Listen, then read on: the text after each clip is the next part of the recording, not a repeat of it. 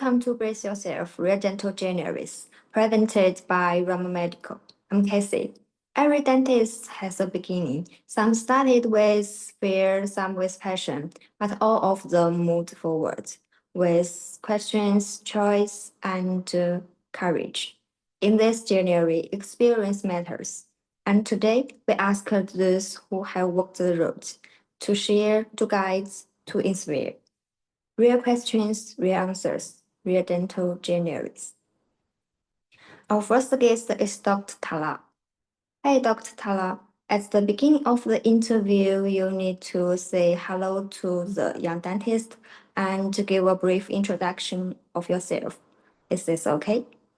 Okay. Okay.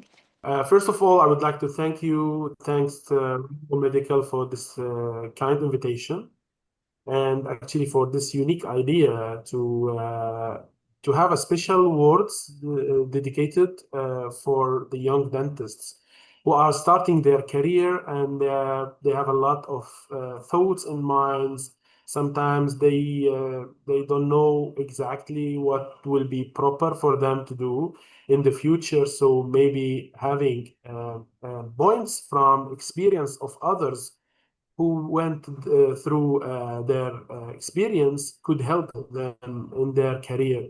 So very interesting, very catching idea from Ramo Medical. I would like to thank you for your kind invitation, and I would like to welcome all the young dentists who are joining us to just to discuss, actually, to talk. It's only an opportunity to talk and to speak loudly about our experience. My name is Talal Nahlawi. I graduated from Faculty of Dentistry in Damascus University in 1999. And then after that, I continue my postgraduate study as an endodontist and also in restorative dentistry. And I graduated in the year of 2001. Then after that, I followed the master thesis degree, and then I graduated holding a master degree in operative dentistry in 2004. Then after that, I continued my passion, and I wanted to be a university professor, so I need to continue my PhD. And so I have my PhD, and I graduated in 2009, all from Damascus University.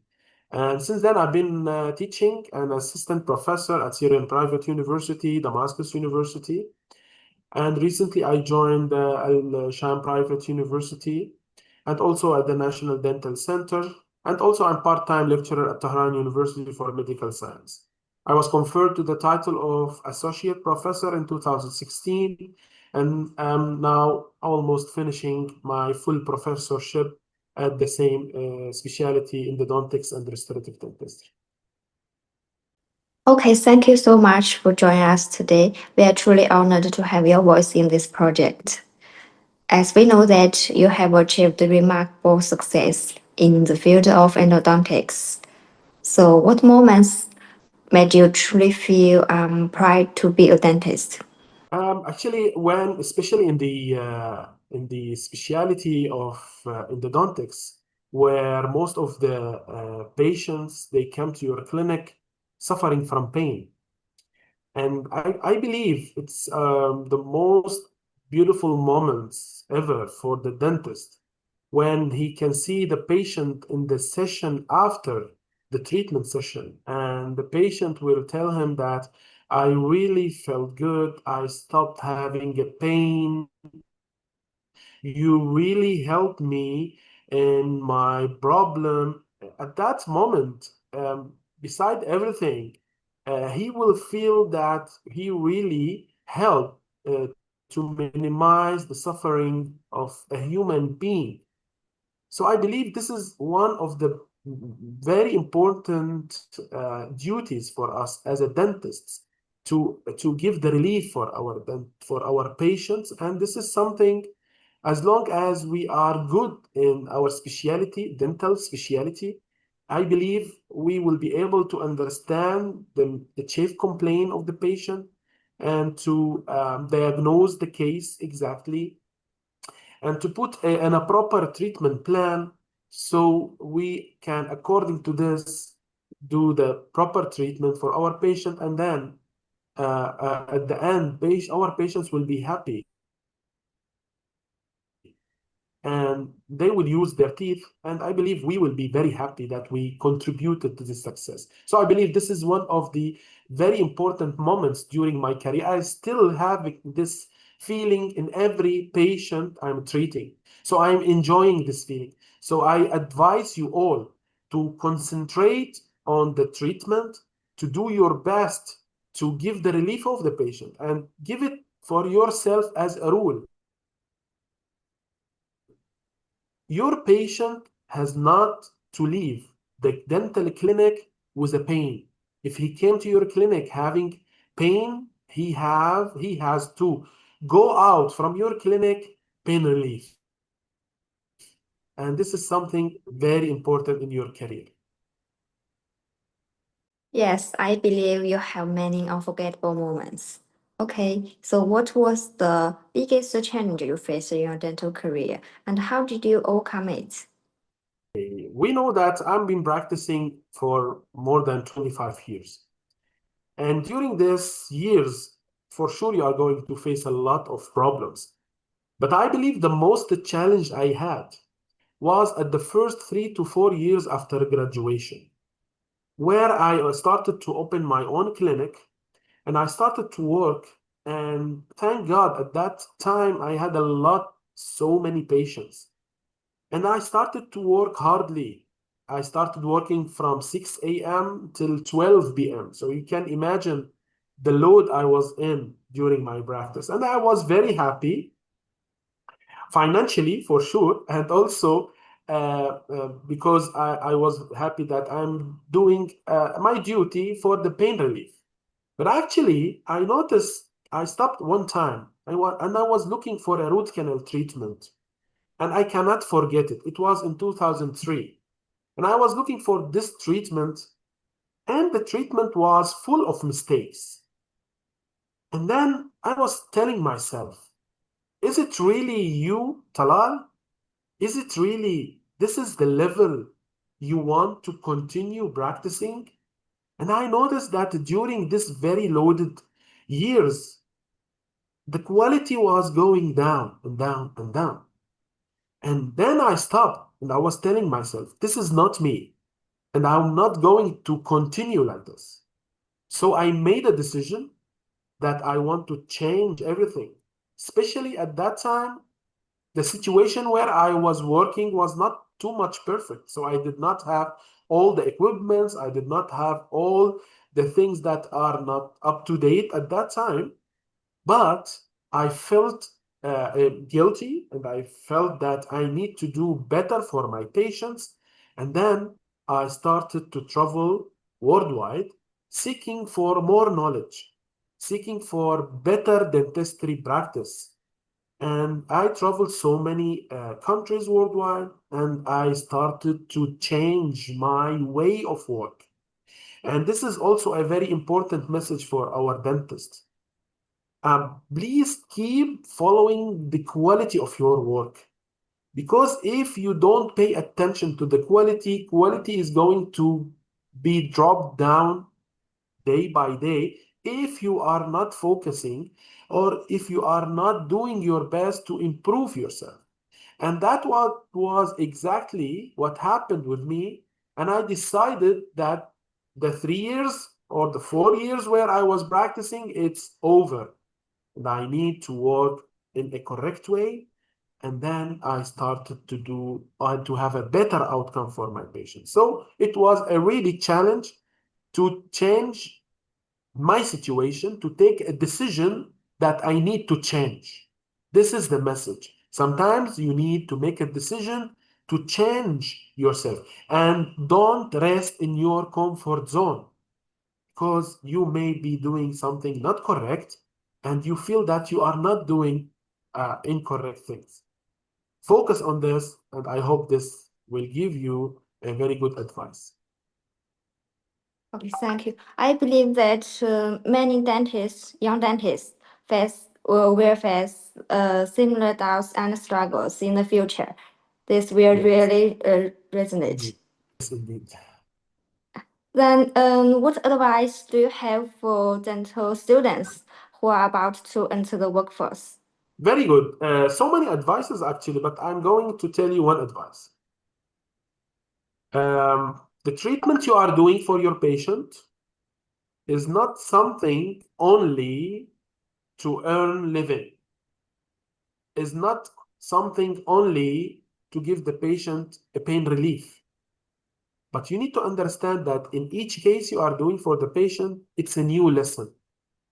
Even if you practice for 20, 30, 40 years or more, in each case, there's a lesson you need to learn.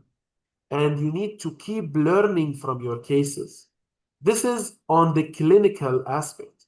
On the same time, do not stop reading. Do not stop learning. Do not stay in your comfort zone. And you need to know all the updates in your specialty. So whenever you think in this way, any treatment you are doing, you will try to seek perfection because you want this treatment to be perfect. And you will understand that in each case, there's the message and the lesson. You need to learn it very well. Yes, don't stop reading, don't stop learning. That will stay with them as they begin their dental journey. Yes. So, is there anything else you want to add? Actually, no, but the idea when we start chatting and Alyssa asked me to if I wanted to contribute, and I was reading your email, I found the idea very catching. And because we need always to send messages. It's not about doing the duty, but we need to be like to learn from each other. For myself, when I was a student, there was a lot of dentists. They were role models for me. So I need to learn from them. And I believe that in our duty, we need to play this role in order to give a good example for the young and fresh dentist to go through their way. And also, they need to understand that in a certain moment, they will be also a role model for others. So do not underestimate your qualification, but keep working in improving them. So thanks for Ramo Medical actually for this nice opportunity and for this catching idea. And I hope that my message was very clear and so many fresh and young dentists will get benefits of it. Thank you very much. Okay, thank you. You will carry so much experience and heart. Thank you so much. Next, we hear from Dr. Marco. Hi, Dr. Marco. It's such a pleasure to have you with us today. Thank you for taking the time to be part of this project. So, at the beginning of the interview, you can have a brief self-introduction. Hi, Cassie. Hi, friends. My name is Marco Ramirez Solomon. I'm an endodontist from Mexico in a city named Merida. I am the chairman of the endodontic program in the University of Yucatan, and I have been the chairman for 16 years. Uh, our program has 15 and 12, it depends on the year, students. It's a 2-year program. And I studied here in Mexico in the city named Monterrey, and I have a PhD in medical sciences. So it's for me an honor to be with you. Thank you for the invitation. Okay, thank you. So now let's start with something many young dental students go through. Many of them struggle with self-doubts about their grades and abilities. In your view, how can they cope with this pressure and stay confident? It is normal, completely normal for dental students to feel overwhelmed by academic pressure and they question their abilities. To cope with this, I take some notes, and the number one is cultivate a growth mindset. This is understanding that mistakes are part of the learning processes and that skills improve with time and practice. They have to understand that and to feel that they are getting better. The number two is building a support network. Well, I didn't do that when I was a student, but I can see as a tutor that that the students need this kind of network sometimes. Whether with classmates or professors or mentors, it is important for them to have somebody to talk. That it is important too that they shouldn't be afraid to ask for help. And number three, celebrate small wins. You know, small wins is important for them. And this celebration with staying connected with their purposes helps in maintaining motivations and self-confidence. I said they have to cultivate a growth mindset. This mindset matters because it implies an ongoing effort like growing a plant. It involves, changing how to react to failure, valuing effort and perseverance, not just talents, seeking feedback to improve, and celebrate progresses, not perfection. That perspective is so great and encouraging. Thank you. So dental treatment has seen many innovations over the years. What habits have you stay updated and grow with the times? Yeah, it is the same for students. When they're in the first grades or they are studying a master's like mine. I have a mass of students, and I think dentistry is constantly evolving, and keeping up with these new techniques and technologies requires these strong habits. For me, curiosity and commitment to long learning have made the biggest differences. I regularly read, articles, scientific articles, attend to courses, congresses, conferences, and stay connected to professional communities where, the innovations are discussed and shared as yours. I also believe professional humility is essential, and the willingness to question, you know, if something is changing. The lifelong learning have made the biggest difference, for me. I also believe that we have to adopt new methods with evidence supports them. And as an endodontist, I have developed a methodological approach that allows me to integrate new techniques without compromising precision. For instance, when adopting new instrumentation system or irrigation protocols, I always rely on evidence-based clinical criteria. The key is to stay open to innovation while maintaining strict clinical discipline. So, in resume, students have to be studying for a long time. Yeah. Yes, it's clear that growth come from the curiosity. Yes. Thank you for highlight that. A pleasure. So what values or beliefs have supported you through your journey in dentistry? Well, yes, it's a complex question. Values, And well, throughout my journey in dentistry, the values that have guided me are three, especially three. One, strong commitment to patient well-being. Two, professional ethics, and the constant pursuit for excellences. I have always believed that knowledge must go hand by hand with empathy. Dentist is not just about teeth, and it's more about caring of people. It is also a high value on honesty in diagnosis. I always believe we have to be very honest with our patients and respect their individuality. I firmly believe in lifelong learning as a way to honor the responsibility we have as healthcare professionals. Throughout my career in healthcare, I have come to understand that our responsibilities goes far beyond the clinical skills.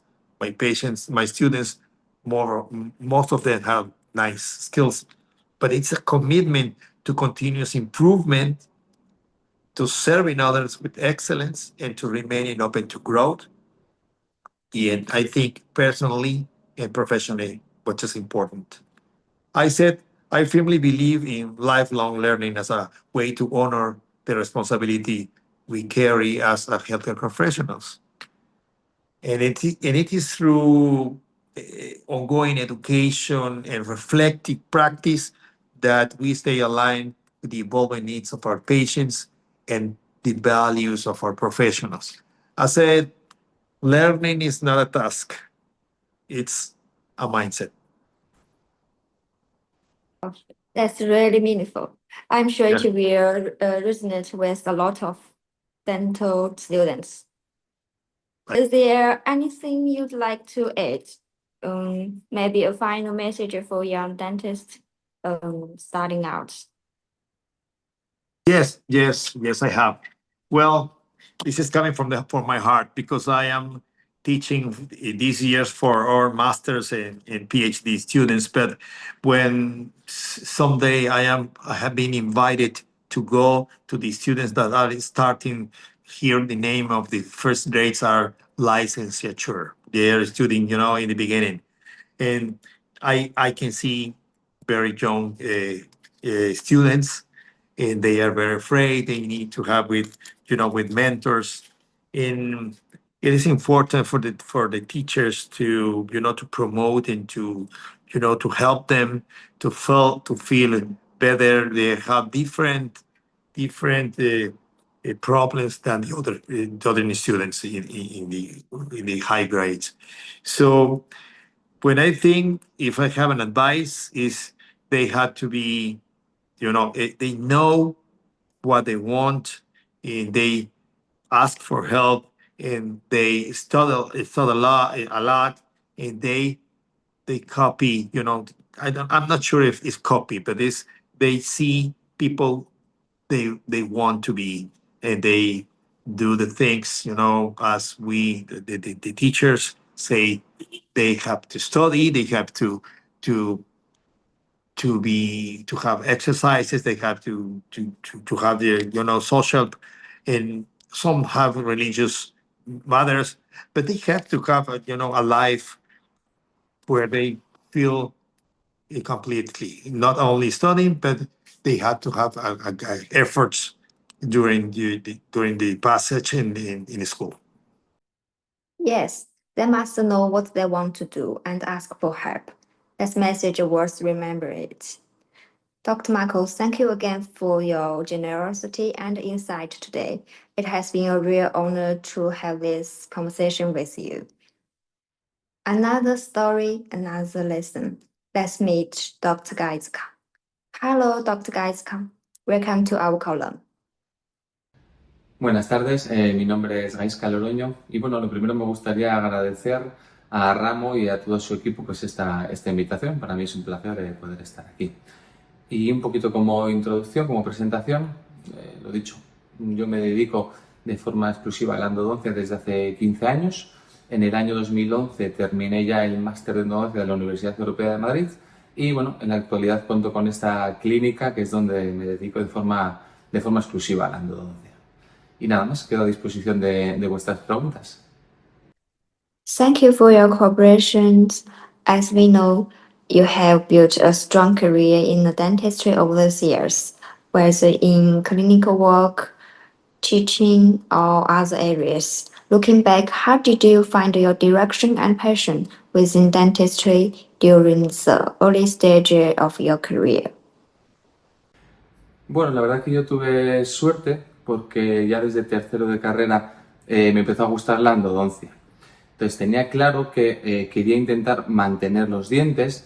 Estaba muy en auge en esa época la implantología, que si todos los compañeros o muchos de ellos querían hacer implantología, cirugía, etcétera. Eso a mí me llamaba mucho la atención la endodoncia, porque nos decían que era una de las ramas más complicadas de la odontología, y al mismo tiempo lo he dicho porque me interesaba y quería intentar mantener los dientes a toda costa, ¿no? Luego, bueno, ya que me había llamado la atención, empecé a navegar en internet y en esa época pues estaban haciendo algunos foros de endodoncia y participaba mucho en ellos. Entonces iba aprendiendo según iba viendo también pues cómo trabajaban otros profesionales, cómo utilizaban la magnificación, cómo documentaban, y bueno, me fue gustando la endodoncia poco a poco, pero sí es verdad que entiendo que no es la situación de todo el mundo. Muchas veces cuando termináis la carrera pues no tenéis claro qué es lo que queréis hacer, y también es un error porque te conozco compañeros que han hecho un máster, pues igual que yo he hecho un máster porque lo tenía claro, y otros compañeros que teniendo dudas han hecho un máster y luego no se dedican a eso que han invertido tanto tiempo. Entonces no es recomendable, si no lo tienes claro, realizar un máster de pues, un largo periodo de tiempo, que implica mucho tiempo, esfuerzo, etc. Mi recomendación es, si no lo tenéis claro, no pasa nada. Antes de precipitarse, bueno, pues empezar a trabajar en algún sitio que os valoren, que estéis a gusto, que os dejen vuestro tiempo. Eso es muy importante también. Y empezar a hacer pequeños cursos. Pues, un pequeño curso de cirugía, alguno de estética, alguno de endodoncia. Y eso os va a ayudar también a dos cosas, a trabajar mejor y a descubrir qué es lo que os apasiona. Incluso os pueden apasionar dos ramas, entonces podéis empezar a estudiar dos ramas distintas, ¿no? Pero no precipitarse, tener un poquito de tranquilidad y poco a poco llegará la inspiración y las ganas de aprender. Many young dentists today are at the same starting point, trying to find their way. From your experience, what kind of professional advancement do you think is most important for dentists who are just starting out? Sí, en relación a los avances en odontología, la verdad que todo va a una velocidad de vértigo. Bueno, pues últimamente tenemos escáner intraoral, también el láser que está muy de moda en endodoncia, la endodoncia guiada, etcétera. Pero si queremos hablar de odontólogos que recién licenciados o que están empezando, hay que poner un poco los pies en la tierra. Y yo creo que de las tecnologías o herramientas más útiles que podemos tener es la magnificación. Por un lado, nos va a ayudar, no tiene por qué ser un microscopio, sino lupas. Por ejemplo, unas lupas nos va a permitir trabajar con mucha más precisión, con mucha más calidad, vamos a tener mejores resultados y mejor ergonomía. Por lo tanto, yo creo que es una de las herramientas que es clave y que yo creo que prácticamente deberíamos tenerlos todos, porque hagamos lo que hagamos, desde una limpieza, una caries, una endodoncia, por supuesto, diagnosticar una fisura, un tallado, tratamiento periodontal, nos va a ayudar en todos los ámbitos de la odontología. Por lo tanto, yo creo que es fundamental hoy día contar con magnificación. Y un segundo punto, también un poco vinculado a esto, es el hecho de documentar todo, ¿vale? Tener una cámara no tiene por qué ser la mejor cámara del mundo, pero sí documentar tanto radiográficamente, tener una buena radiografía, porque a mí me pasa a veces que me consultan casos con unas radiografías pues, que no son de calidad, no se puede apreciar muy bien si hay una caries, de la calidad de la obturación, no se puede apreciar los límites del ápice. Entonces, tener una buena radiografía y tener una cámara de fotos con el objetivo de documentar todo como si fuera, pues por ejemplo, para las redes sociales, para un curso, para un congreso, para una clase, documentarlo todo. ¿Por qué? Porque eso nos va a obligar a ser críticos con uno mismo. Vamos a ver nuestros pequeños fallos, porque luego si no lo revisamos, no analizamos, lo que hacemos pasa por alto y pequeños errores pues no los vamos a apreciar bien. Si documentamos todo, sacamos fotos, luego nos daremos cuenta, pues aquí me he podido dejar un conducto, aquí el aislamiento no era totalmente correcto, y la siguiente vez, pues como vamos a documentarlo, matizaremos. Aunque no vayamos a compartirlo, vamos a documentarlo y lo vamos a analizar, y eso nos va a hacer que mejoremos muchísimo. Y luego, por otro lado, también, si tenéis en mente, por ejemplo, abrir vuestra clínica, bueno, yo por ejemplo cuando fui a abrir la mía tenía claro un estándar mínimo. Yo sabía que tenía que tener un microscopio y un escáner para abrir la clínica. Y como consejo, por ejemplo, antes de tener, por ejemplo, el mejor escáner, claro, cuando estamos arrancando no tenemos tantos ingresos, es una época complicada, antes de comprar un escáner muy bueno, prefiero tener un escáner un poquito inferior y un microscopio un poco inferior. Es decir, lo que quiero decir con esto es que muchas veces creemos que siempre hay que comprar lo mejor de lo mejor, pero un microscopio de voy a hablar en euros, ¿no? Pero de 10.000 euros o 30.000 euros, posiblemente vayas a hacer el mismo trabajo. Vas a ver con un poquito más de nitidez, si haces alguna foto será un poquito mejor con una lente, con un microscopio, una lente mejor, pero a efectos prácticos va a haber poquita diferencia. Y con el escáner lo mismo. Hay escáneres que pueden, CBCTs que pueden valer el doble, pero realmente el tratamiento y el plan de tratamiento que vayamos a realizar sea el mismo, ¿no? Entonces, creo que tenéis que analizar y tener claro cuáles son los mínimos que queréis para vuestra clínica antes de abrirla. It's clear that you have stayed committed to this field for many years. What values or beliefs have supported your journey in dentistry all these years? ¿Qué valores? Pues yo creo que hay algunos que están claros, que pueden ser un poco tópicos, pues ser profesional, por supuesto, y ser honestos, ser muy honestos con los pacientes, ¿no? Pero más allá de esos tópicos, como digo, hay dos aspectos y hay que darle quizá a veces un poco la vuelta. ¿Qué es lo que quiere el paciente de nosotros? ¿Cómo quiere que seamos? ¿Qué quiere que le transmitamos, no? Entonces hay dos puntos importantes. El primero es, quiere que seamos amables, igual que si nosotros vamos a comprar el pan o a cualquier lado o a arreglar el coche y nos gusta ese trato amable, cuando vienen aquí donde nosotros, y más en una situación de estrés como es la que genera la clínica dental, pues creo que es muy apropiado ser amables y tener un trato correcto. Incluso si podemos ambientar la clínica de forma que no parezca tanto una clínica, sino, pues bueno, que sea un poquito más agradable, pues mejor. Esas sensaciones pueden ayudar a calmar al paciente y que él tenga una mejor percepción. Y por otro lado también el dolor. Los pacientes quieren dos cosas: no sentir dolor y que seamos amables. Entonces, en relación al dolor, muchas veces lo suelo ver sobre todo, pues eso, en alumnos, ¿no? El paciente se está quejando por dolor y pregunto, ¿cuánta anestesia habéis puesto? Pues 1 o 2 carpules. Bueno, se puede poner más. Es decir, hoy día la anestesia, por suerte, no tiene grandes efectos secundarios. Es de los medicamentos más inocuos que podamos tener. Vamos a aprovecharlo. O sea, yo también como paciente, uno de los primeros requisitos que tengo es que no me duela. Entonces, no tengáis miedo de poner en general más anestesia. Si el paciente tiene molestias, tiene dolor, si hemos colocado 2 tronculares, pues colocamos otras 2. No pasa nada dentro de ese margen de seguridad de los máximos estándares, que son 7-8 carpules, pero es muy raro que lleguemos a esos límites, ¿no? Vamos a intentar, que el paciente esté tranquilo, tranquilizarle nosotros, ser amable, y por otro lado, que no pasen dolor, ¿vale? Y para eso, bueno, pues colocar toda la anestesia que sea necesario, y ya solo con eso, pues ya vamos a ganar al paciente, ya lo tenemos de nuestro lado, ¿no? Y nada, pues esos son un poco los consejos que puedo dar. There are stories of overcoming challenges, adapting to new technologies, and staying true to their values and beliefs, will inspire dental students and young professionals alike. A huge thank you to all the participants for sharing their wisdom and experience. Your words will continue to guide and encourage the next generation of dentists. We are grateful for your time and contribution to this meaningful initiative. Thank you to everyone who has followed and supported to this initiative. We look forward to continue to share the stories and insights that shape the future of dentistry.